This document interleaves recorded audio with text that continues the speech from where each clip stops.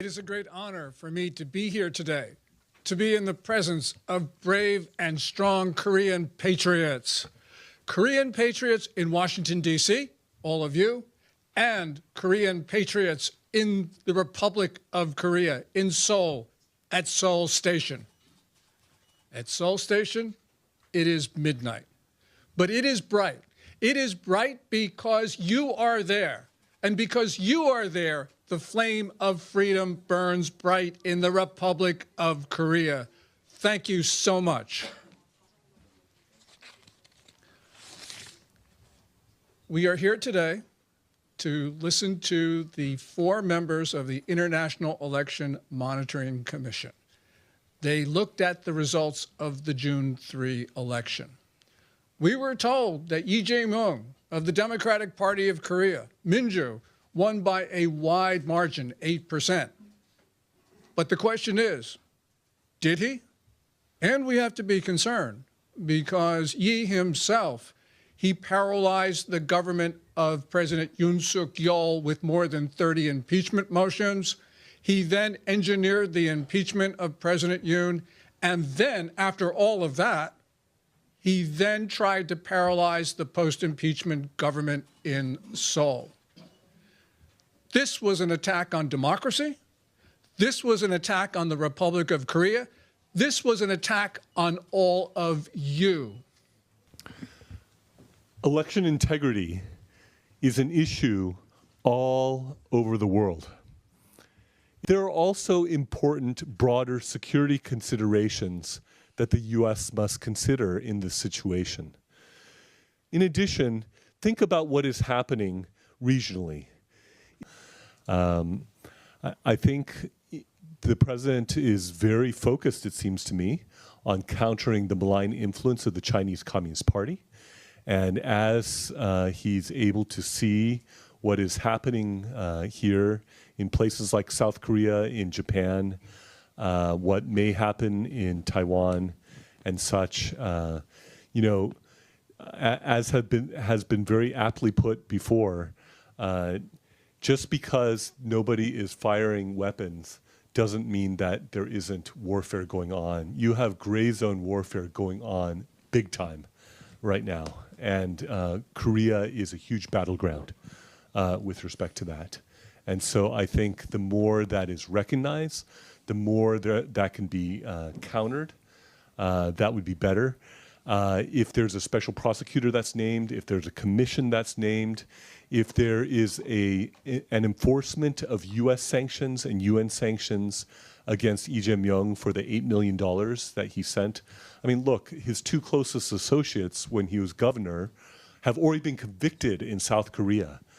And to say, oh, he wasn't involved, his 2 closest associates just did it on their own, I doubt that. I don't think that is true. And it's one thing to have sanctions, it's another thing to enforce them. And I think it would be very important to enforce them and therefore to sanction Lee Jae-myung for breaking U.S. and UN sanctions. Those are a few thoughts. Would an Lee Jae-myung-led South Korea be willing to come to the aid of Taiwan?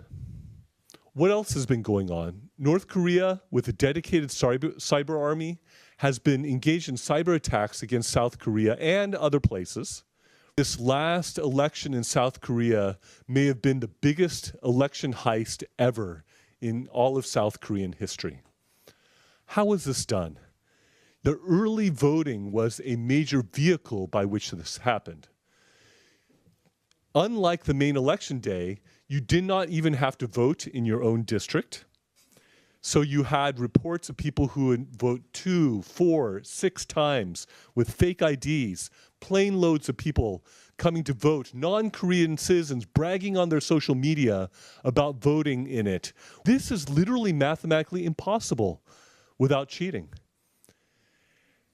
And yet, you have this deafening silence, this conspiracy of silence in South Korea with the legacy media, who will try to be quiet about this or affirmatively attack those who are calling out this cheating.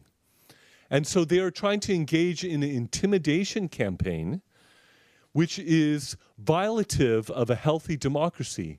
For example, you have Hwang Kyo-han, former prime minister, who has been doing great work along these lines. When we met with Prime Minister Hwang, shortly thereafter, there was an illegal search and seizure of his office and a raft of lawsuits that are performing lawfare against him. This is not acceptable. And you also have judicial collusion. Legally, it's required for the ballots to be folded. Then how are all these pristine ballots that are unfolded, all checked for Lee Jae-myung? How does that happen? There was a nonsense explanation given by the NEC at one point. They said, oh, this is special paper that after you fold it, it bounces back into its original shape. Can I see the patent for that? Who has ever made such paper that goes boing after it's been folded? There's no such thing. This is fiction.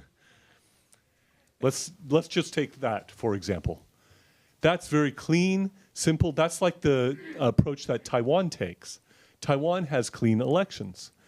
It's easy, simple, on the same day, in person, paper ballots, and that are verified. Let's just take those four things.